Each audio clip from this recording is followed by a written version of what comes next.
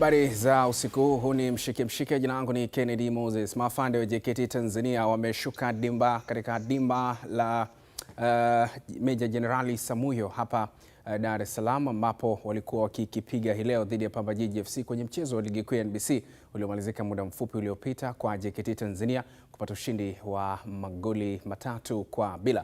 Na nikukumbushe tu kwamba huu ni mwendelezo wa JKT Tanzania kufanya vyema nyumbani licha ya kuwa ulipoteza mchezo uliopita dhidi ya Dodoma Jiji, lakini kabla ya mchezo uliopita walikwenda mechi zaidi ya 5 mfululizo wakiwa hawajapoteza mchezo hata mmoja. Kwa hivyo baada ya kupotea kwenye mchezo uliopita dhidi ya Dodoma Jiji, wamerejea vyema kwenye mchezo wa hii leo. Na baada ya hiyo sasa mchezo huo kumalizika, mwenzetu Hassan Ahmed amezungumza na makocha wakuu kwa pande zote mbili. Kwanza kocha wa JKT Tanzania Ahmad Ali na kocha mkuu wa Pamba Jiji Francis Baraza. Kubwa ni namna walivyoyapokea matokeo hayo. Naam, wakati hayo yanaendelea kutukumbusha kile ambacho kimetokea katika dimba la Meja Jenerali Samuyo hapa Dar es Salaam. Mwenzangu Hassan Ahmed yuko tayari. Muda wa Ahmed, karibu, na pasina shaka umezungumza na walimu kwa pande zote. 45 za kipindi cha pili nazo zimemalizika. Tumezipata dakika 90 za mchezo leo katika mchezo huu ambapo JKT Tanzania walikuwa nyumbani na wameondoka na ushindi wa magoli 3-0 dhidi ya Pamba Jiji Wanakawekamo. Kama ambavyo imekuwa ada kwa sasa, moja kwa moja na kwenda kuungana na makocha wa timu zote mbili kupata hisia ya kile ambacho kimejitokeza. Nikianza na kocha wa Pamba Jiji Francis Baraza. Kocha, kwanza kabisa hongereni kwa mchezo mzuri, lakini poleni sana kwa matokeo ambayo mmeyapata. Nishapoa. Kwanza jambo la kumshukuru Mwenyezi Mungu, vijana wametoka salama wote. Though tumepoteza. Vijana kidogo leo sijui nini kimefanyika. Maana ukiangalia sijui ni uchovu, sijui nini. Maana kila mipira wakijaribu kutoka nayo yote, yani imekuwa blind zote. So ni kurudi tena drawing board again, tuweze kuona wapi tunayokosea, tuweze kuangania tena hapo. 45 za kipindi cha kwanza umekubali kuruhusu bao moja, lakini 45 za kipindi cha pili umekubali kuruhusu magoli mawili. Wewe leo hii hujafunga bao hata moja. Ugumu wa mchezo hasa ulikuwa wapi, na walikuwa bora kiasi gani wapinzani wako JKT Tanzania? Nafikiria walikuwa bora katika mipira yetu, maana most of the time ulipata transition yao ilikuwa better. Walikuwa hii ni mipira wanajaribu kutoka na pembeni, na ambapo wamefanikiwa. Alafu maybe naweza sema kuwa wachezaji wangu walionyesha kama wamechoka, sijui nini. Manake first half wamecheza vizuri, second half ndio dakika za kama tunakwenda kumaliza ndio wanaamka. So nimeshindwa nini imefanyika, lakini nasema maybe ni uchovu wa safari. Alafu pia nasema ni uchovu tu wa safari kulingana na vile mimi nimeona kwa upande wangu, maana kama mwalimu wachezaji wangu vile wanavyocheza sio hivyo. So ni kwenda kufanyia jambo hilo, kulifanyia kazi na tuweze kuona kuwa tunarudi bora tena. Baada ya michezo hii ya leo, timu yako imeshuka nafasi moja kutoka nafasi ya 4 na moja kwa moja kukaa kwenye nafasi ya 5. Unalipi la kusema la kuambia mashabiki wa Wanakawekamo, timu ya Pamba Jiji kutoka kule jijini Mwanza? Kile nitasema bado wasife moyo, maanake naangalia tunajaribu, tumepoteza ugenini na tunajaribu kuangalia michezo unaokuja nyumbani. Nafikiri watakuwa wametulia sasa, ule uchovu utakuwa maybe hakuna, ile naweza sema ni excuse kwao. Lakini mimi kama kocha nasema kuwa wasife moyo, mashabiki waje tu kwa wingi, bado waweze support timu yao, maanake nafasi kupoteza mchezo wa leo sio ati ndio mwisho wa ligi, na bado kuna mafanikio makubwa yanaonekana hapa mbele. Shukrani sana kocha, hadi wakati mwingine. Asante. Ni kocha mkuu wa kikosi cha Pamba Jiji Wanakawekamo Francis Baraza akizungumza yale ambayo yamejitokeza kwenye mchezo huu. Kwa sasa moja kwa moja na kwenda kuungana na kocha mkuu wa JKT Tanzania Ahmad Ali. Kocha, hongereni sana kwa mchezo mzuri, lakini hongereni pia kwa kushinda magoli 3-0 katika mchezo wa leo. Asante sana. Baada ya matokeo haya, timu imerejea kwenye kilele cha msimamo wa ligi kuu ya NBC Tanzania Bara, michezo 14, alama 24 kibindoni. Nini siri ya hiki ambacho kimejitokeza hii leo, kufunga magoli 3 lakini wewe hujaruhusu hata goli moja kufungwa kwenye nyavu zako? Yeah, I think nilisema first, mimi nafurahishwa na vijana kwa sababu wana improve, na ndo kazi yangu kama mwalimu, nahitaji kuimprove more time kwao, kuweka time kwao ili kuweza kuimprove. Niwapongeze vijana, nipongeze kila department, staff wote, kwenye benchi, management. Haikuwa game rahisi kama jinsi ambavyo tulisema, lakini ukiona nyuma mechi ya Prison na mechi ya kufuata hatukuweza kufunga goli. pia tulifungwa goli. Kwa hiyo tulirudi kuangalia ni jinsi gani ambavyo tunahitaji kuwa bora kwenye hizo nyakati zote na kuweza kutumia nafasi, hasa kutumia nafasi zile ambazo tunazipata. Kutengeneza nafasi ni kitu kizuri ambacho kipo kwenye timu. Kwa hiyo kinachobaki ni nini ambacho tunatakiwa tukifanye baada ya kutengeneza zile nafasi. Kwa hiyo niwapongeze vijana kwa tactical discipline ambao walikuwa nayo, kurespect Pamba jinsi ambavyo inacheza, lakini pia kuwa na utulivu kwenye eneo la mwisho. Ilikuwa ngumu kiasi gani kipindi cha kwanza? Umefunga bao moja na kipindi cha pili umetengeneza nafasi kadhaa, lakini mbili tu ndizo ambazo zimebadilishwa na kuwa magoli. Yeah, I think mwanzo jinsi ambavyo walikuwa wana play just 5 wako nyuma, wanakuwa na back 5. So kuifungua ile line sometimes sio kwamba tulishindwa, tulifanya, lakini nafikiri kipindi cha kwanza ndio tungeweza kufunga goli nyingi zaidi kuliko kipindi cha pili. Kwa hiyo ni moment ambazo zinatokea, ile comfortability ya wachezaji. I think tunahitaji kuwa more zaidi ya hicho ambacho wamefanya, kwa maana ya chance ambazo unaweza kuzipata kwa muda ule kuzitumia kwa ufanisi zaidi ili tuweze kupata matokeo mazuri. Lakini first half ilikuwa good. Second half tumecheza kidogo sio vibaya sana, lakini jinsi ambavyo nilitaka, ila ndo second half tumepata chance nyingi, yani tumetumia kupata goli nyingi zaidi. Timu imerejea kwenye kilele cha msimamo wa ligi kuu ya NBC Tanzania Bara. Kama kocha, umeridhishwa kiasi gani na kiwango ambacho kimeonyeshwa na vijana wako, lakini timu kukaa kwenye kilele, unalipi la kusema? Yeah, I think kwanza mimi nipongeze performance ya vijana, kwenda kwenye nafasi ni motivation kwetu, ni motivation kwetu, lakini sisi sio bora zaidi kuliko watu wengine ambao wapo. Bado wenzetu wako bora zaidi. Tuna mechi nyingi realistic, kuna watu wana mechi chache, even nao wakishinda watasogeza kwenye nafasi nyingine, lakini kikubwa ambacho naweza kusema as a head coach, napongeza vijana kwa kitu kizuri ambacho tunaenda improve day after day. Shukrani sana kocha Ahmed Ali, hadi wakati mwingine. Okay, asante. Ni kocha mkuu wa kikosi cha maafande wa JKT Tanzania Ahmed Ali nikizungumza naye. Kama ambavyo umesikia hapo, makocha wa timu zote mbili, kile ambacho kimejitokeza, mtazamaji wa Mshike viwanjani, na mchezaji bora wa mchezo wa leo kama ambavyo anaonekana hapo, Mashaka Kusengama, Valentino Mashaka Kusengama leo anatangazwa kuwa ndiye mchezaji bora wa mchezo huu baada ya kupachika mabao mawili katika magoli matatu ambayo JKT Tanzania wameyafunga katika mchezo wa leo. Kutoka kwenye uwanja huu wa Meja Jenerali Samuyo Mbweni, Dar es Salaam, Tanzania, mimi ni Hassan Ahmed wa Mshike viwanjani. Shukrani sana Hassan. Tuendelee kuangazia tulionayo katika viwanja vingine. Uwanja wa Jamhuri pale Dodoma, wakatamiwa Mtibwa Sugar wameendelea kung'ara ligi kuu ya NBC baada ya kuichapa Tanzania Prisons magoli 2-0. Magoli ya Mtibwa Sugar yamefungwa na Frederick Magata na Ismail Mhesa, huku goli la Tanzania Prisons likifungwa na George Mpole. Kwa matokeo hayo, Mtibwa Sugar imefikisha alama 20 baada ya kushuka dimbani mara 12, huku Tanzania Prisons wakifikisha alama 8 baada ya kucheza mechi 10. Baada ya mchezo kumalizika, makocha wa timu zote mbili wamezungumzia matokeo hayo.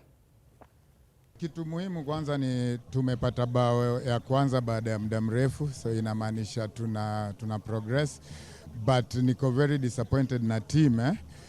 The way tulikuwa tumeplan kuja kucheza is not what we've done, kwa sababu tumerudi tukawapatia a lot of respect, tunawapatia a lot of room ya kudominate play ya game.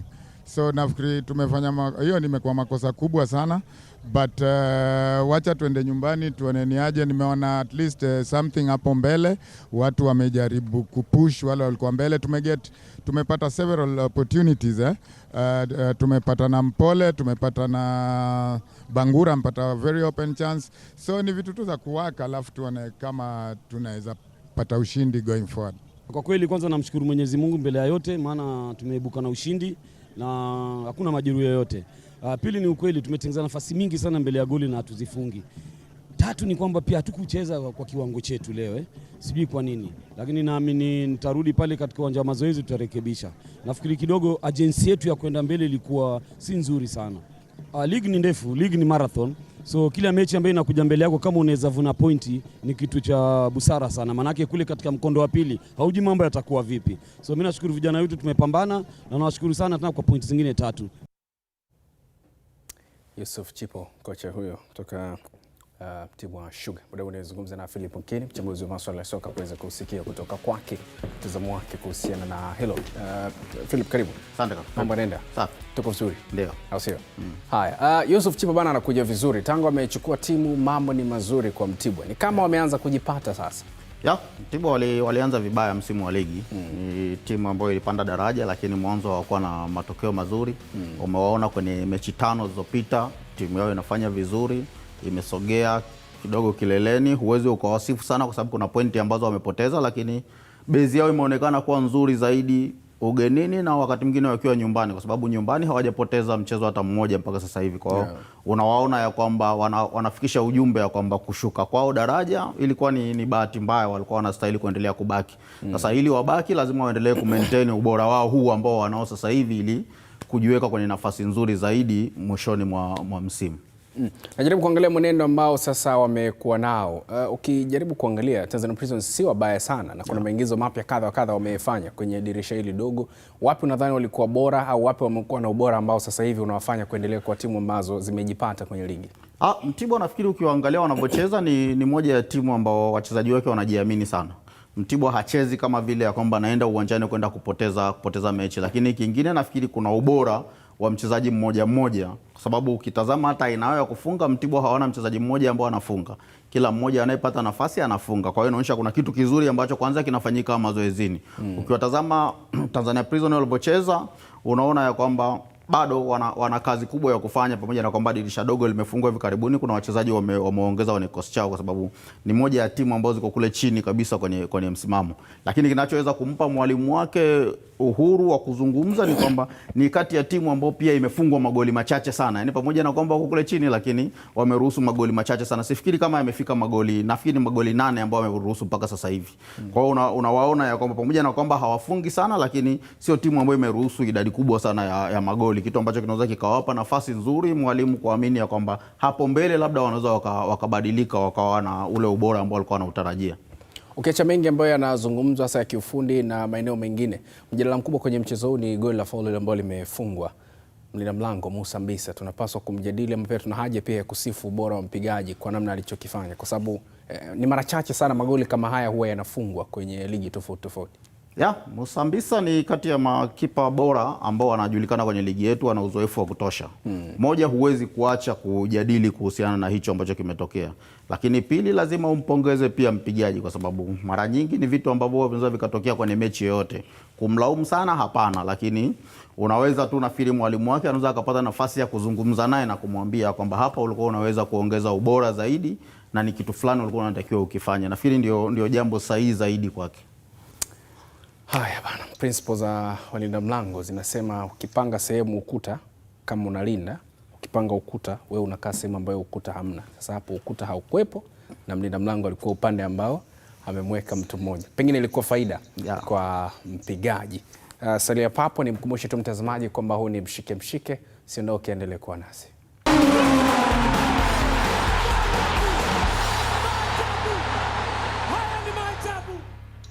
Asante kwa kuendelea kwa nasi. Tuendelee kuongezea uchambuzi wa mechi za ligi kuu NBC ambazo zimepigwa hii leo. Pale na Mtibwa, JKT Tanzania walikuwa nyumbani katika uwanja wa Meja Jenerali Samuhyo na wamefanikiwa kupata ushindi, lakini si ushindi pekee. Wameondoka na clean sheet baada ya kupotea kwenye mchezo uliopita dhidi ya Dodoma. Mambo ni mazuri kwa Ahmad Ali na vijana wake leo. JKT wanaendeleza ule ubora ambao walikuwa nao msimu uliopita. Kwanza msimu uliopita uliona JKT ilikuwa ni moja ya timu ambao iko kwenye resi nzuri kwenye ligi. Hawakupata shida sana mwishoni wala katikati ya ligi, kwa sababu waliweka bezi yao kubwa sana nyumbani msimu uliopita. Sasa hivi ukiwatazama JKT wanapata pointi kote, wanapata pointi ugenini, wanapata pointi nyumbani. Kwa hiyo wanakupa picha ya kwamba wamejitengeneza vizuri zaidi kuliko hali ilivyokuwa msimu uliopita. Ukiona kinachoweza kuwabeba JKT, kwanza wana machaguo ya wachezaji wengi ambao ni bora. Ukiona leo anafunga Karabaka, anafunga Mashaka, anafunga Popita. Kwa hiyo wachezaji wote hawa unaona jinsi wanavyocheza, mwalimu anaweza akawa na option ya kumtumia yoyote yule akampa matokeo. Ndio timu pekee kwenye ligi mpaka sasa hivi ambayo imekaa kileleni muda mrefu zaidi. Yaani JKT walianza kuanzia wakiwa na pointi 9 wakakaa kileleni, wakasogea, wakaondolewa, wakarudi tena, wamerudi pale kileleni nafikiri ni mara ya 4 sasa hivi kuanzia msimu wa ligi umeanza. Kwao unaweza ukasema kwamba hizi timu zingine kubwa Simba, Yanga, Azam, Mtibwa hazijacheza, lakini ukiwatazama wenyewe kwenye resi yao unaona ni timu ambayo inaweza kumpa challenge yote, kwa sababu hata hao Azam wamecheza nao, wamecheza pia na Simba na bado wameweza kuwapa challenge kwenye zile mechi ambazo wamecheza. Shukrani sana Kini, tutapata saa mwingine wa kujadili mengi zaidi. Naona muda unakimbia kweli kweli. Ni Philip Nkini, mchambuzi wa masuala ya soka, tukizungumza naye kuhusiana na uwezo wa JKT Tanzania na kile ambacho amekifanya. Karabaka anaendelea kuwa bora sana na yupo hapo kwa mkopo. Kuna wakati alipita Namungo kwa mkopo, mkuja pia hapo kwa mkopo. Ni nyota wekundu Msimbazi Simba. Je, anapaswa kuwa mjadala kutokana na kiwango chake licha kwa amekuwa akitolewa kwa mkopo mara kadhaa? Mimi nafahamu na kuachia wewe hilo, unaweza kutujibu kupitia ukurasa wetu wa mitandao ya kijamii. Tuwageukie sasa wana Kino Boys KMC FC ambao wao watakuwa kibaruani kwenye ligi kuu NBC hapo kesho wakiwakabili Mashujaa FC katika uwanja wa Majaliwa mkoani Lindi. KMC wamelazimika kutumia uwanja wa Majaliwa baada ya dimba lao la nyumbani la KMC Complex kufungiwa na bodi ya ligi kuu Tanzania kwa sababu halikidhi vigezo vya kanuni. Kocha mkuu wa KMC Mohamed Abdallah maarufu kama Bares na mshambuliaji Elite Mpepo wao wamezungumzia utayari wao. Tumshukuru Mungu tumefika salama na sasa tuko na mchezo wa pili katika uwanja wa Majaliwa. Tumejipanga vizuri kwa kweli, mechi itakuwa ni mechi nzuri, mechi ambayo ina ushindani kama tunavyoelewa kuwa tunacheza na timu bora, timu ambayo ina walimu bora, ina wachezaji wazuri na nadhani nao katika changamoto ya kutafuta matokeo. Sisi tuna changamoto zaidi kwa sababu bado tuko chini, tunazibeba timu zote 15. Kwa kweli tumejipanga kwa namna yetu kuhakikisha kesho tunaibuka na ushindi. Vijana wako vizuri kwa maeneo yao, kwa hivyo mimi nasema kikubwa zaidi vijana wakawajibike kwa yale ambayo tumewaambia, tumatuma ni wajibu wao kwenda kufanya kazi na kuhakikisha sasa mzigo na wao wa ubebe na waufikishe sehemu salama ambao ni kuwezesha timu kupumzika kesho kupata matokeo. Kwanza tunashukuru kuwa hapa baada ya mchezo uliopita. Tumepata wasaa wa kupumzika na kufanya maandalizi yaliyokuwa bora. Kwa hiyo naamini kwenye mchezo wa kesho tutapata matokeo. Naye kocha mkuu wa Mashujaa FC Salum Shaban Mayanga na mshambuliaji Seif Abdallah Rashid Karie wameelezea namna walivyojiandaa kupambania alama 3 mbele ya KMC hapo kesho. Shukuru Mwenyezi Mungu tumeweza kufika salama safari yetu. Kikubwa tumeweza kupata mazoezi jana na leo hii asubuhi. Vijana wako tayari kwa ajili ya mchezo wa kesho usiku. Mategemeo yangu tutaweza kucheza vizuri kwa ushindani, lakini pia na kupata ushindi. Tunacheza mechi na KMC pamoja na kwamba tumecheza mechi zetu 2 zilizopita bila matokeo mazuri, lakini tumeweza kufanya mazoezi na vijana na kuendelea kufanya masahisho ya mapungufu ambayo yametulazimisha tusipate points 3. Mategemeo yangu tutacheza vizuri siku ya kesho. KMC wana timu nzuri, wanacheza vizuri. Hatutaingia kwa kudharau au kuona wana udhaifu. Tutaingia kwa kuheshimu, lakini sisi tukiwa tuna nia ya kucheza na kushinda mchezo wa kesho. Ni mechi ni uwanja ambao unatumika kwenye ligi kuu, japo tumepewa taarifa tukiwa Dar es Salaam. Tumeweza kuongea na vijana na kuwajenga kiakili na nadhani haitakuwa tatizo kwetu. Kikubwa tuko kwenye maandalizi ya akili pia na kuona tunacheza kwa kutafuta ushindi kwenye mchezo wa kesho pamoja na mabadiliko ya uwanja. Vijana wako sawa baada ya mazoezi leo asubuhi, nadhani tunasubiri muda wa mechi kesho kuona tunapambana na kutafuta points 3 muhimu kwetu. Waje waangalie mechi nzuri, waje kwa wingi, mechi itakuwa nzuri. Sisi tutacheza kama ambavyo tumejiandaa na tunawaahidi wataona mpira mzuri pia. Tushazoea na ukiangalia mazingira hata kama ni muda mchache umetupa taarifa, lakini uzuri ile taarifa ya awali ilitoka mapema kwamba wanaweza wakabadilisha uwanja kutokana na hitilafu ambayo walioipata. Kwa hiyo tulikuwa tunajiamini kwamba muda wote tunaweza tukachezea labda pale karibu, lakini nilipotokezea hili hatuwezi kusema kwamba litatuathiri. Mimi si ninachokiamini kupata alama 3, kuweza kuboresha yale ambayo maboresho tuliyopatiwa, basi naamini tunaweza tukapata matokeo.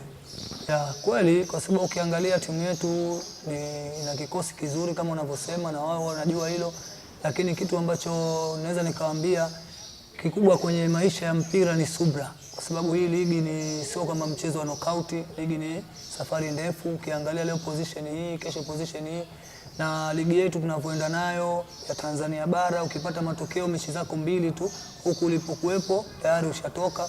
Mimi naamini kesho kama mashabiki cha kuambia tukiweza kupata alama 3 Mungu akijalia, sio wale ambao watu walikuwa wakifikiria, tunaweza kupiga hatua zaidi tukafika yale malengo ambayo tulikusudia. Bado sisi hatujatoka kwenye ramani yetu ya malengo, bado hatujatoka. Tunaamini tutakaa vizuri, mashabiki wawe pamoja na sisi kama walivyokuwa wanakaa na sisi pamoja.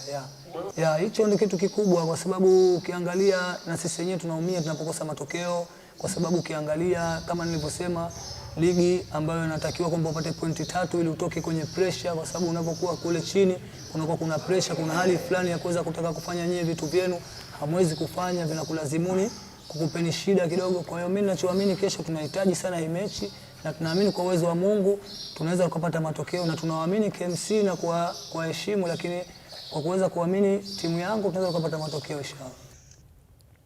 Wakati hayo yakiendelea, kikosi cha KMC kimefanya mazoezi ya mwisho leo jioni katika uwanja wa Majaliwa mkoani Lindi kujiandaa na mchezo wa kesho ligi kuu ya NBC dhidi ya Mashujaa FC. Taarifa zaidi na Omar Mikoma.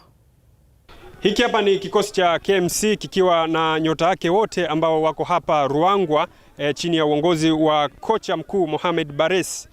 Leo hii kimefanya mazoezi ya mwisho hapa katika uwanja wa Majaliwa kuelekea kwenye mchezo wao dhidi ya Mashujaa FC ambao unatarajiwa kuchezwa hapo kesho.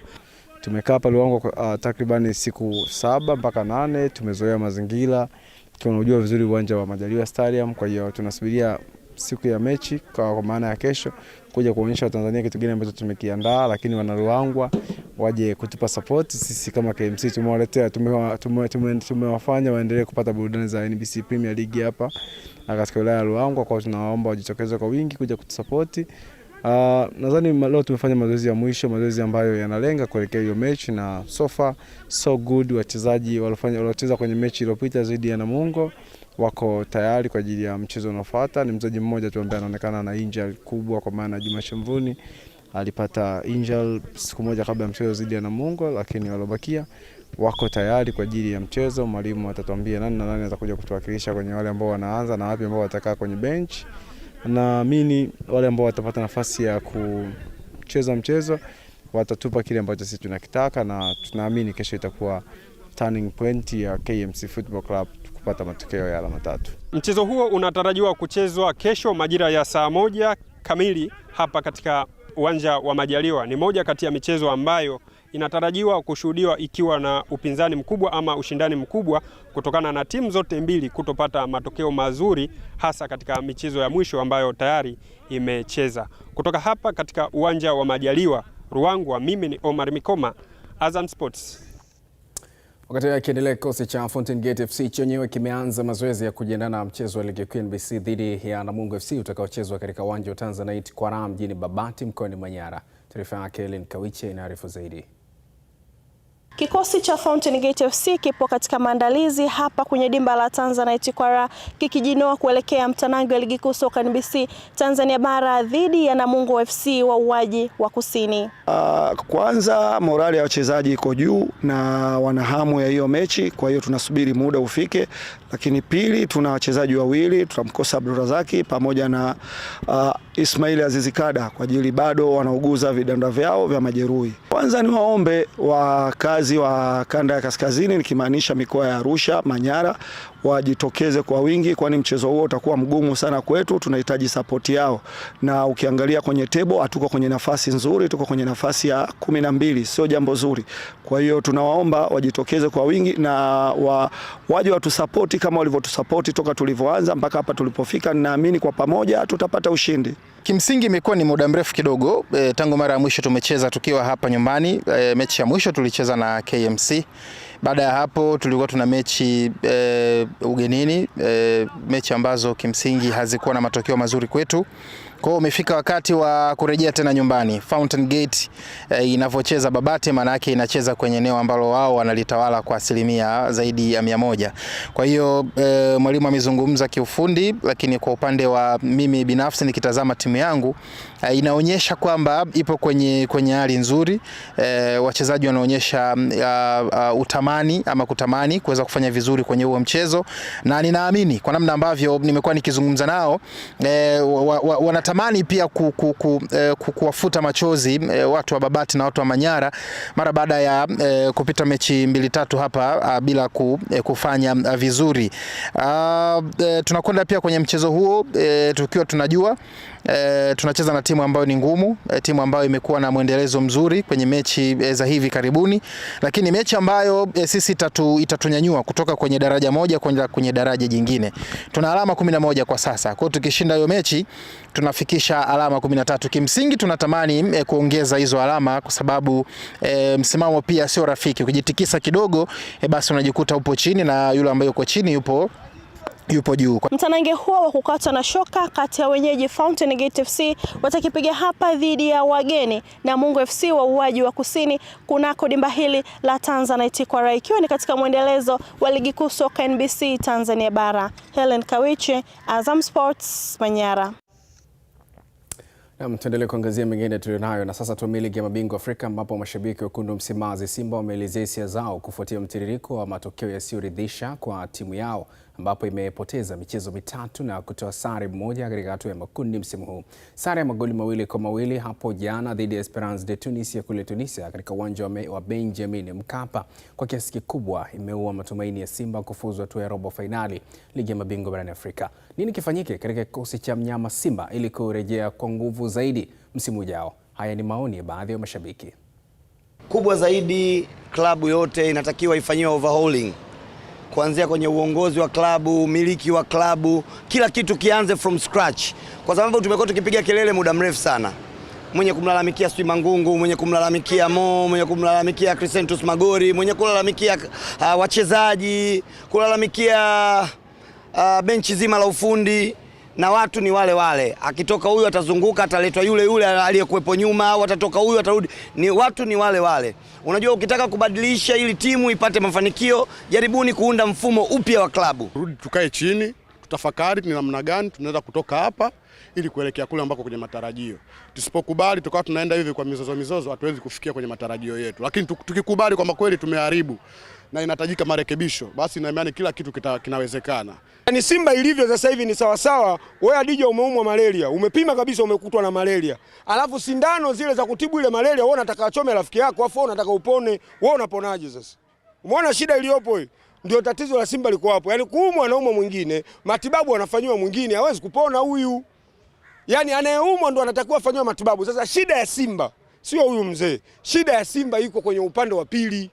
Leo unapozungumzia management ya Simba, yani wale watu waajiriwa wote wa Simba, katika watu 24 au 27, mwajiriwa wa Simba pale aloingia ni mmoja tu ambaye ni mkurugenzi wa wanachama, ndio anapaswa kuingia kwenye nini? Kwenye ule utawala unaoitawala Simba. Kwa hiyo timu nzima inaendeshwa na upande wa nini? Wa 49% ndio anaoendesha timu. Haya ndio maisha mpira. Mpira kuna kipindi mpira unakukataa, unahitaji, lakini mpira unafanyaje? Mpira unakukataa. Hiki inawezekana sio zamu yetu. Tumeenda robo finali karibu mara 6 mfululizo. Nawezekana safari tumeambiwa tukae na sisi mapumziko, tujipange kwa mara nyingine. Simba timu tunayo, mwalimu tunao. Ila sisi tulirelax baada ya kupata zile goli 2, tukaona game tumefanyaje? Tumemaliza. Hao viongozi ambao wapo saizi ni kurudi kwa wanachama, hata ikiwezekana kuitisha hata mkutano wa dharura, kwenda kubageni kwa pamoja ili kuijenga Simba, kwa sababu Simba sio kawaida yake. Ndani ya michezo 4 tunaambulia alama 1 na chupu kwenye mashindano ya kimataifa, na ndio tulikuwa tumeaga rasmi. Michezo 2 iliyobaki tunaenda kukamilisha ratiba tu. Wenzetu wanaenda hatua inayofuata, sisi tunabaki nyumbani. Kwa hiyo kuinusuru klabu kwenye NBC Premier League, viongozi kujitathmini, hasa kwa mwenyekiti wangu Mumtaza Mangungu, lakini pia kikao cha dharura kinawezekana kikaitishwa ili kuja kuinusuru klabu. Ndivyo ambavyo tumekamilisha nusu saa ya kwanza ya Mshike Mshike hii leo, lakini yapo mengine ambayo nitakuja kukujuza kwenye Mshike Mshike sehemu ya pili ama nusu saa ya pili ya Mshike Mshike. Miongoni mwa yale tutakayokuwa nayo mezani ni pamoja na haya. Kampuni ya GSM yashinda tenda ya kushiriki kujenga uwanja wa klabu ya Young Africans. Na ushindi wa Alcaraz dhidi ya Djokovic wampaisha mpaka sayari nyingine katika mchezo wa tennis. Huu ni Mshike Mshike, endelea kuwa nasi.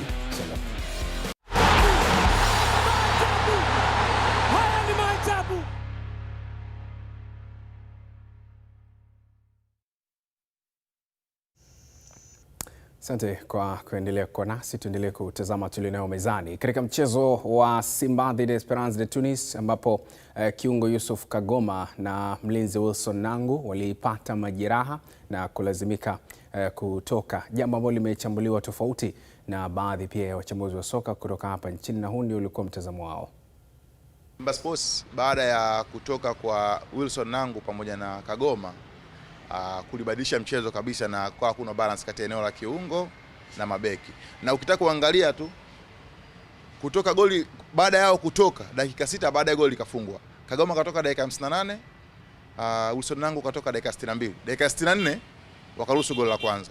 Unaweza kuona ndani ya dakika 6 tu. Kwa hiyo kuwepo kwa kukosekana kwa wachezaji ambao walitoka kuliathiri sana Simba Sports, na ukizingatia hakuna kitu kibaya kwenye mpira kama ni kitu kizuri kufanya technical sub, lakini kufanya sub za ulazima ambazo zinalazimishwa na majeruhi zinakuwa mara nyingi zinakuwa hazina impact chanya. Mara chache sana itokea unakuta sub kama hiyo inaenda kuwa na matunda, mara nyingi zinakuwa na madhara, kwa sababu tunafahamu siku zote kwenye mpango wote binadamu anakuwa na plan A na B.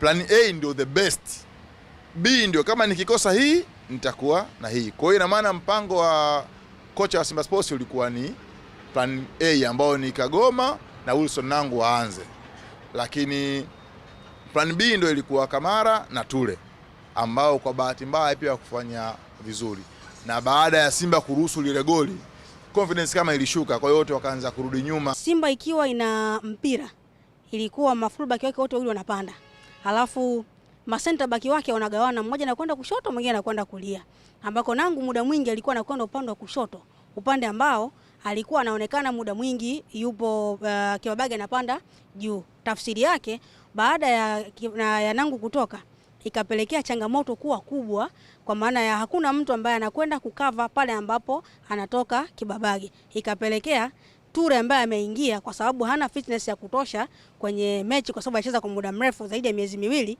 akalazimika kutulia kwenye kituo chake cha kazi ambako ni ndani ya box kulinda kile ambacho kinaendelea. Kwa hiyo hakukuwa na mtu ambaye alikuwa anatembea katika umbali katikati ya Ture pamoja na Wilson Nangu. Hapo ndiko ambako muda ambao walifanya mabadiliko wapinzani wao, akaingia yule alikuwa Bula Bwali, akaingia akawa ametega katikati ya ama eneo ambalo linagawa nusu ya uwanja upande ambao Simba wanacheza. Ndiko ambako goli la pili lifungwa, ndiko ambako mkojo wa penalty pia ulitokea. Changamoto nyingine ambayo ilikuwa ni ya kiufundi ambao pia ilikuwa ni ya lazima ambayo ikagharimu Simba, alivyotoka Kagoma kuingia na Kamara, shida ikaja tayari Lassana Kante kashachoka, alikuwa na mechi ngumu tangu kipindi cha kwanza, ikapelekea muda mwingi afanye makosa mengi, ikiwemo pia kurudi eneo la ulinzi ama kurudi nyuma, kwa sababu hakuna tena mtu ambaye alikuwa anatembea pembeni kulia nyuma ya Shomari Kapombe, muda ambao Rushin pia alikuwa anakwenda kule kukaba ama kuzuia ile nafasi, ambapo sasa ukitazama kwenye hayo mazingira unaelewa kwamba baada ya Ture kuingia uwanjani na kumuona na Rushin akasema kwamba ama akaona kwamba huyu hana muda mwingi wa kucheza kiwanjani, lazima nikae nikubaliane kwamba tunapeana majukumu hapa sio mbali. Maana yake Lassana Kante akazimika kurudi asogee chini kidogo kulia, ambako ndiko pasi ya kuzalisha goli la kwanza aliitoa, ambao ndo alichoma kutokea pale. Kwa hiyo unaweza kuona ilikuwa ni mabadiliko ya kiufundi ambao pia ilikuwa ya lazima, yakasababisha Simba kupoteza ile shape ya kiulinzi ambao alikuwa nayo tangu kipindi cha kwanza. Lakini pia utasifu kile ambacho kocha wa Esperance de Tunis alichokifanya, kwamba wakati ameona nguvu ya Simba imeanza kupungua kiulinzi, akaingiza wachezaji ambao walikuwa na nguvu kubwa na kasi kubwa pia maeneo pembeni ambako Simba onyesha hayo madhaifu. Wakati hayo yakiendelea, klabu ya Young Africans imeitangaza kampuni ya GSM kuwa mshindi wa tenda ya ujenzi wa uwanja wa klabu hiyo utakaojengwa makao makuu ya klabu hiyo eneo la Jangwani, Kariakoo, Dar es Salaam. Meneja wa habari na mawasiliano wa klabu ya Young Africans Ali Kamwe ameitangaza kampuni hiyo mbele ya waandishi wa habari hii leo. Baada ya kamati tendaji kupitia mchakato wote wa maombi yote ambayo yametumwa, siku ya Jumamosi viongozi wetu walimpitisha kampuni ya GSM Tanzania Limited kuwa mshindi wa tenda ya kujenga uwanja wetu wa Young African Sports Club. Sasa baada ya GSM kushinda na kamati tendaji kujiridhisha kwa vigezo vyote ambavyo tuliviainisha, kwamba huyu ndiyo anastahili. Nini hatua inayofuatia hapo mbele? Cha kwanza ilikuwa ni kuwajulisha GSM Tanzania Limited kwamba nyie ndiyo mmeshinda tenda hii ambayo mliiomba. Na baada ya kuwajulisha, tunakuja sasa hivi kujulisha pia na umma kwamba mshindi ni nani. Hatua inayofuatia baada ya kuwajulisha washindi wa hii tenda ni pande hizi mbili sasa kukutana. Pande ya kwanza ni pande ya klabu ya Young African Sports Club ambayo ndiyo inamiliki eneo hapa Jangwani jijini Dar es Salaam, na pande ya pili ni GSM Tanzania Limited ambayo yenyewe ndiyo inakuja sasa kujenga uwanja wa klabu yetu ya Young Africans. Wakati huo akiendelea, kwa upande mwingine, Ally Kamwe amesema kamati ya ujenzi wa uwanja wa Young Africans itakuwa chini ya rais wa klabu hiyo Mhandisi Hersi Said ambaye ndiye mwenyekiti pamoja na mjumbe wa kamati ya utendaji, huku wajumbe wengine wawili wakiongezwa kwenye kamati hiyo. Kamati hii itakuwa chini ya rais wa klabu yetu kwa maana ya Engineer Hersi Said, ndio atakuwa mwenyekiti wa hiyo kamati. Wajumbe wote wa kamati tendaji wanaingia pia kuwa wajumbe wa kamati hiyo ambayo itatoka hapa kwenda kukutana na kampuni ya GSM Tanzania Limited, lakini kwa kuzingatia fakta mbili ambazo nimwadokeza awali, kwa maana ya mlengo wa kisheria kwenye mahusiano haya na mlengo wa kibiashara, wako wajumbe wawili ambao kamati tendaji ya klabu yetu Young Africans imewaongeza kwenye kamati hii. Jumbe namba 1 ni mwanasheria msomi, mzoefu na mbobevu Alex Mgongoro ambaye ameongezwa pia kwenye kamati hii, na specific anakuja kutoa ushauri wa kisheria kwa viongozi wetu wa klabu ya Young Africans, aina gani ya mahusiano ya kisheria kwenye mikataba tunatakiwa tusign na GSM Tanzania Limited. Lakini mjumbe wa pili ambaye ameongezwa kwenye kamati hii ni kaka yetu Ivan Tarimo ambaye yeye anakuja sasa kutusaidia kwenye engo ya kibiashara. Wote mnamfahamu Ivan Tarimo, ana background nzuri ya business.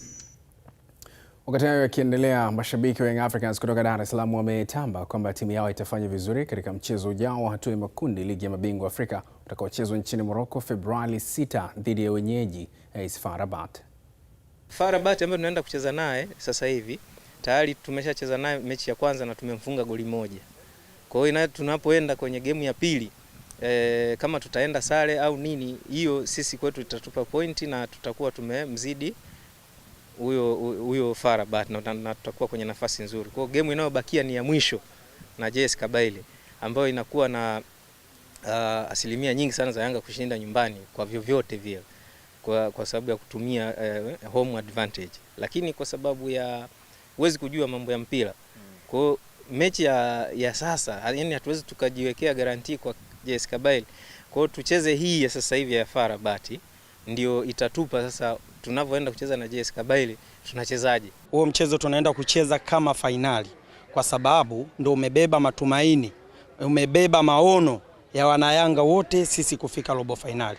Hatuwezi kuzungumzia kufika robo finali endapo hatujaweza kumpiga AS FAR Rabat kwake. Kwa maana yeye ana pointi 5 na sisi tuna pointi 5, kinachotofautisha pale ni goal difference. So hii sasa inaenda kukata utepe, kulenganisha kabisa ni nani aende robo finali na nani abaki kutokwenda robo finali. Cha kwanza kabisa nina imani na timu yangu.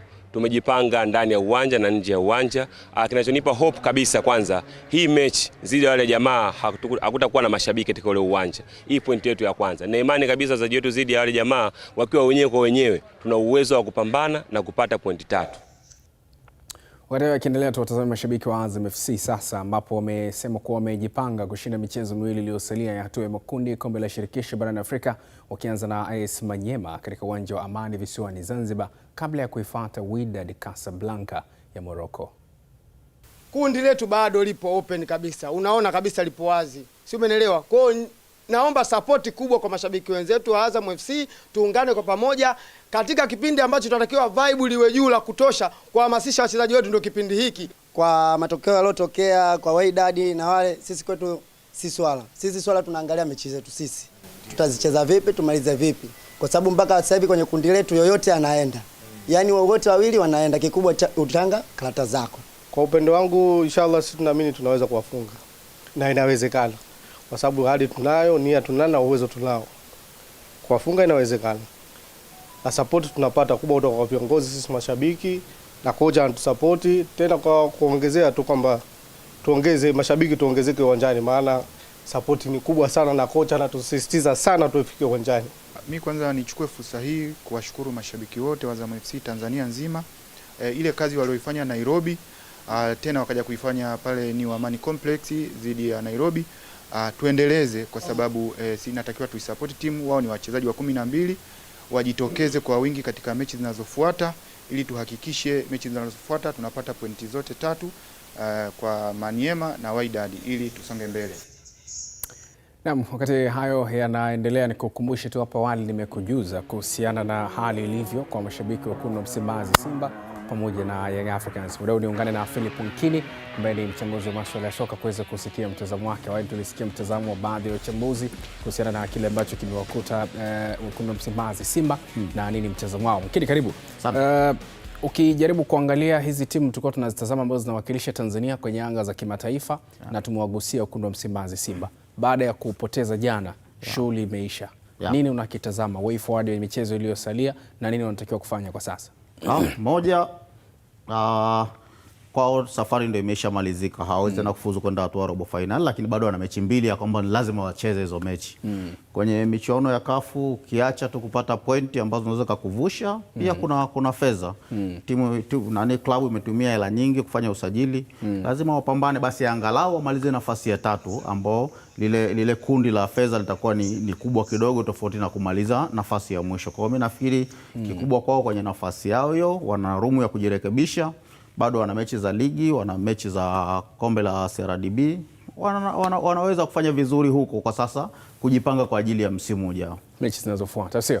Hebu tuangalie mtandaoni, wadau mbalimbali wametuandikia nini kuhusiana na hili. Tuliuliza swali hili kupitia kurasa zetu za Facebook na Instagram. Baada ya mambo kuwa magumu kwa mnyama Simba ligi ya mabingwa Afrika msimu huu, ifanye nini ili kurejea kwa nguvu msimu ujao? Swali muuliza hivyo, tuangalie kile ambacho umetuandikia kupitia kurasa zetu mbalimbali, tukianza na Instagram Azam TV Sports. Anaitwa Ivan Santos, anasema uongozi, wachezaji na benchi la ufundi waongee lugha moja, maana hakuna kisichowezekana kama kauli ya timu nguvu moja. Lakini Saidi Juma anasema ni kujipanga tena kwenye ligi ili washike nafasi ya 4 bora ili mwaka huu tena washiriki wakiwa tayari wameshajipanga. Lakini Donald Great anasema wasiwe na mhemko. Timu Simba inayo na usajili ni mzuri sana. Pia kocha ni mzuri sana, wawe watulivu, hakuna nyakati ngumu zinazodumu. Ni maoni yake hayo. Tuangalie sasa kupitia ukurasa wetu wa Facebook Azam Sports. Anaitwa Prince Kamatiasi, anasema nashauri viongozi pamoja na benchi la ufundi wakae chini kwa pamoja, waone nini hasa shida ya timu kufanya vibaya msimu huu ili watatue shida hiyo na walau wafanye vizuri na kubeba taji la ligi kuu ya NBC ili kupoza machungu. Lakini Popo anasema timu inajengwa, lazima tuwe wavumilivu. Nyumba bora ni ile inayojengwa na fundi mmoja, na maanisha tumwamini kocha, apewe muda wa kutosha ili atengeneze kilicho bora. Anasema wenye roho ya uvumilivu tuendelee kwenda uwanjani, wengine wasubiri kwanza nyumbani ikamilike. Lakini nyumba ikamilike. Huyu anaitwa Baraka Henry, anasema wakae chini, wajiangalie wapi walikosea, wamalize tofauti zao, sio kufukuza makocha kila siku, hawatapata muda wa kujitathmini. Umewasikia wote hao. Mtazamo wako nini? Mtazamo ndio kama walivyosema. Unajua ukifuatilia Simba unaona kuna nyakati ya kwamba kuna vitu unaviona haviko sawa kama mashabiki wanavyoona. Kwamba usajili wa Simba wa dirisha kubwa, kile ambacho walikifanya kimekuja kuwa tofauti na matarajio ya wengi, wakaja dirisha dogo tena wakabadilisha wachezaji. Zilikuwa ni nyakati za kuvumiliana. Yaani lazima Simba wakubali ya kwamba walihitaji kupita hapa ili baadaye waweze kufanya vizuri zaidi, kwa sababu unakumbuka hata kikosi cha msimu uliopita ambacho kilifanya vizuri kwenye michuano ya CAF fika finali ya kombe la shirikisho ni kikosi ambacho Simba walisema wanatengeneza timu. Kwa hiyo badala ya kutengeneza timu wakapata mafanikio makubwa zaidi kuliko walikuwa wanatarajia. Nafikiri mimi bado wana nafasi ya kukaa na kuona kwamba kuna sehemu wamekosea, wamwamini mwalimu wao, waendelee kutengeneza timu kwa msimu ujao wana uwezo wa kufanya vizuri zaidi kuliko kile ambacho wamefanya kwenye misimu mingine hiyo 8 mfululizo ambao wamefanikiwa kuwa kwenye michuano ya CAF kuvuka kwenye hatua ya makundi. Naam, shukrani sana Nkini. Tupata wasaa mwingine wa kujadili mengi zaidi. Ni Philip Nkini, mchambuzi wa masuala ya soka, nikizungumza naye kuhusiana na kile ambacho tumekiona, maoni ya wadau mbalimbali kuhusiana na hali ya wekundu wa Msimbazi Simba. Baada ya hilo tugeukie vitasa sasa. Baada ya usiku wa Bongo Fighting Championship kumalizika weekend iliyopita katika ukumbi wa The Superdome Masaki, mchambuzi mahiri wa mchezo masumbwi kutoka Azam Media Limited, Aidan Mlimila, ametoa tathmini ya mapambano yote ambayo yalichezwa, huku akisisitiza kumekuwa na mafanikio makubwa. Tumeweza kufanikiwa kufikia yale ambayo kama kampuni walikuwa wanatarajia, kwa sababu ukiangalia promo zilitembea na feedback of course mtaani, mitandaoni imekuwa kubwa, sababu ukipitia kwenye mitandao kumekuwa na mijadala mingi sana ikihusisha baadhi ya bouts za ile event. Hiyo inakuonyesha inamaanisha kwamba tukio liliwafikia watu, na ndio maana kumekuwa na mijadala mingi kwenye mitandao ya kijamii. Ukipita huko mitaani wamekuwa kijadili baadhi ya matukio ile event. Kwa hiyo mimi kwangu nafikiri kwa feedback hiyo ndogo, ninaamini kwa kiasi kikubwa tuliweza kutimiza lengo kuu la kuwafikia kwa wingi watumiaji wetu wa maudhui, lakini pia kubwa ni of course ilikuwa ni kutoa nafasi kwa mabondia wenyewe. Kama unavyofahamu, ilikuwa ni event ambayo ilijumuisha matawi mawili ya sanaa za mapigano, kwa maana ya kickboxing na boxing kwenye ulingo mmoja. So kwangu nafikiri kwa kiasi kubwa sana tumeweza kufika kwenye level ambayo pengine tulitarajia kufika. Katika hatua nyingine, Aidan Mlimila amesema pambano la bondia Abdallah Pazi maarufu kama Dula Mbabe ni pambano ambalo alihitaji sana kwa ajili ya kutuma ujumbe kwa wadau wa ngumi na mabondia wengine kwamba bado yupo imara na anaweza kushindana ulingoni. Unajua Dula tangu amepoteza fight yake dhidi ya Twa, akaja akapigwa dhidi ya Katompa, baada ya pale shughuli kama imeisha hivi. Watu wamemkataa, wakawa wamemtoa kwenye ile orodha ya mabondia ambao wanaonekana kuwa wako serious. Na ni kweli baada ya pale performance yake drop sana. Kwa hiyo Dula naye alikuwa anahitaji platform ya kuweza kuonesha kuwabadili wale ambao walikuwa hawaamini katika yeye na kwanza kuwa waamini kwake. Na platform kwenye hii fight ya juzi dhidi ya Daudi Mwita ilikuwa ni nafasi nzuri kwake kutuma ujumbe kwa wadau wa mchezo wa boxing, lakini pia kutuma ujumbe kwa mashabiki wa mchezo, lakini pia mabondia hao ambao wamekuwa wakitaka kumtumia kama daraja. Of course kwa Dula kushinda kwa knockout sio kitu kigeni. Yaani kama angeshinda kwa points, mimi kwangu ilikuwa ni mshangao. Dula kwenye fights 37 ambazo ameshinda kwenye career yake kama professional boxer, fights 32 ameshinda kwa knockout. Ni fights 5 pekee ndio majaji wameamua yeye akashinda. Sio mzuri kwenye kuscore points. Yeye ni mzuri kwenye kufanya finishing. Na ukiangalia knockout zake zote ni matokeo ya power. Dula ni nguvu, yani yeye ni power na ndio msingi wake. Kwa hiyo mimi kile ambacho kilitokea juzi akikuwa surprise, kwa sababu Dula ni bondia ambaye ukifanya mistake moja kwenye defense yako na aka connect best punch yake ambayo ni right hand yake, huwa ni yani kwenda chini, huwa ni jambo ambalo nitarajiwa. Na ndicho ambacho kimetokea. Kuna mistake alifanya ya kiulinzi Daudi Mwita, aliattempt kupiga hapa kati ya mkono wa nyuma bila tahadhari. Kati principles zinatueleza ukiwa unaenda kupiga hapa kati ya mkono wa nyuma, hakikisha mazingira yanaruhusu, lakini kwanza make sure hiyo uppercut inakuja badala ya wewe kutanguliza ngumi. Either ni jab, sasa na jab inashauriwa. Anza na jab then ingia na hiyo uppercut, ile right uppercut kwa mtu orthodox.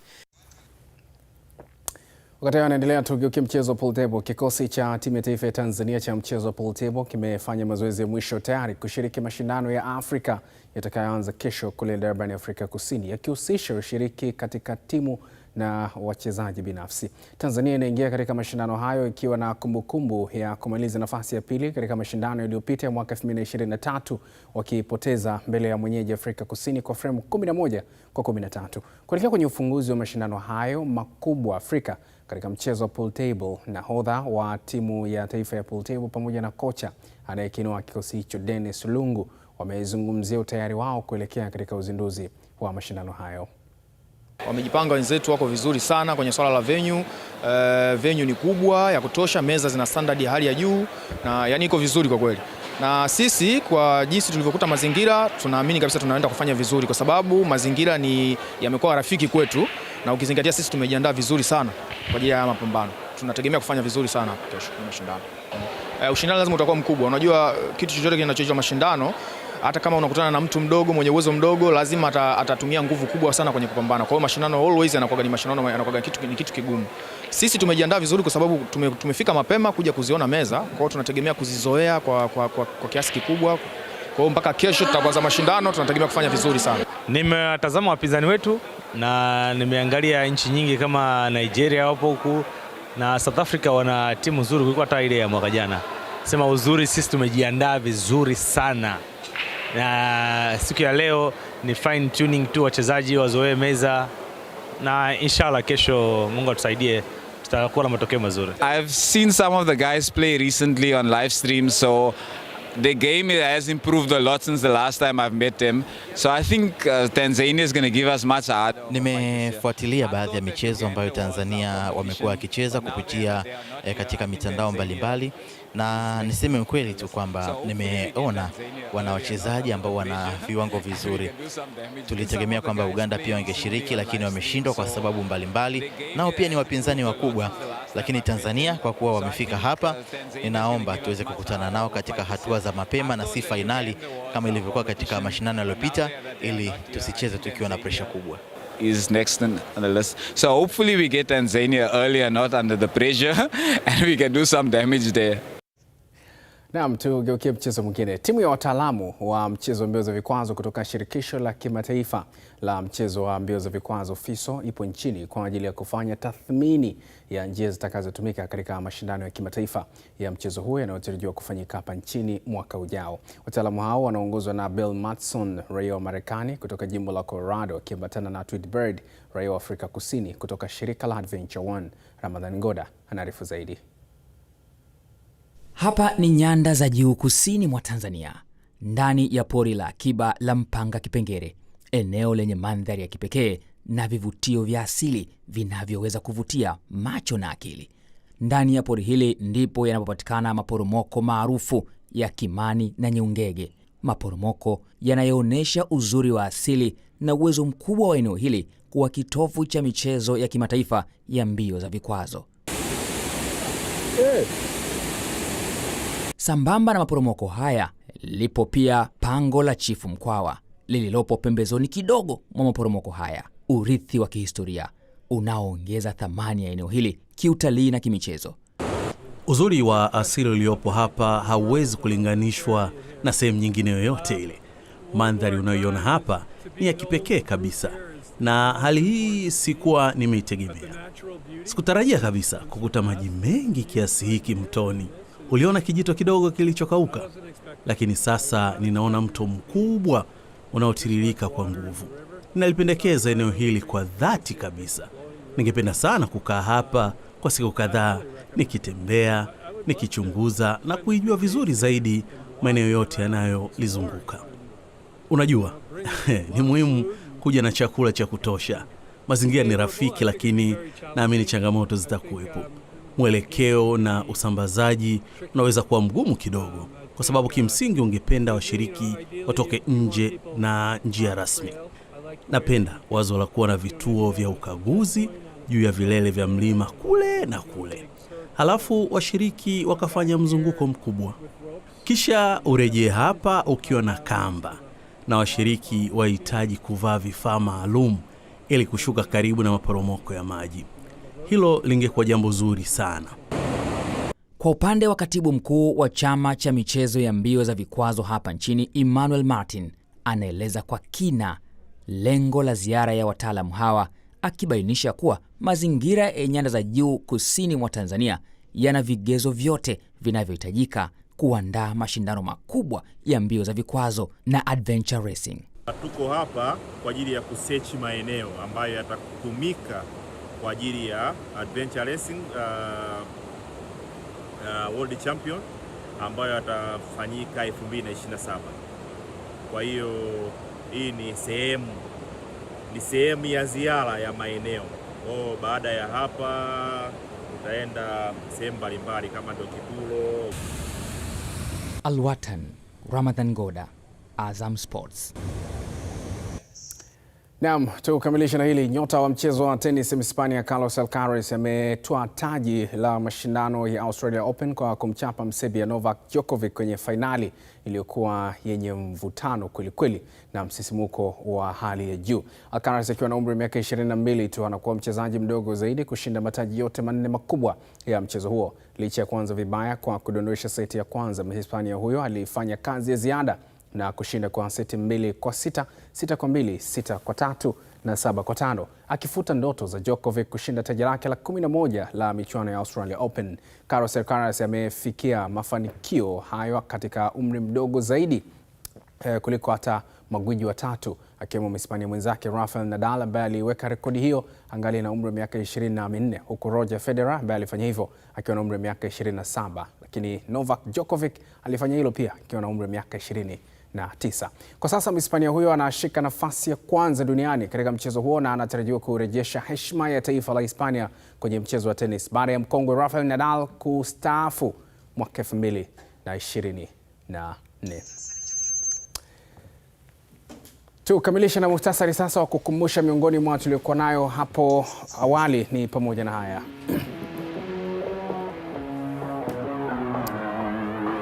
Mafande wa JKT Tanzania wamegaragaza Pamba Jiji kwenye ligi kuu NBC hii leo. Mtibwa Sugar imewasambaratisha mafande wa magereza Tanzania Prisons katika dimba la Jamhuri Dodoma. Na kampuni ya GSM yashinda tenda ya kushiriki ujenzi wa uwanja wa klabu ya Young Africans. Mwisho wa mshike hii leo. Kwa niaba ya wote ambao wamefanikisha matangazo haya, jina langu ni Kennedy Moses. Uwe na usiku mwema.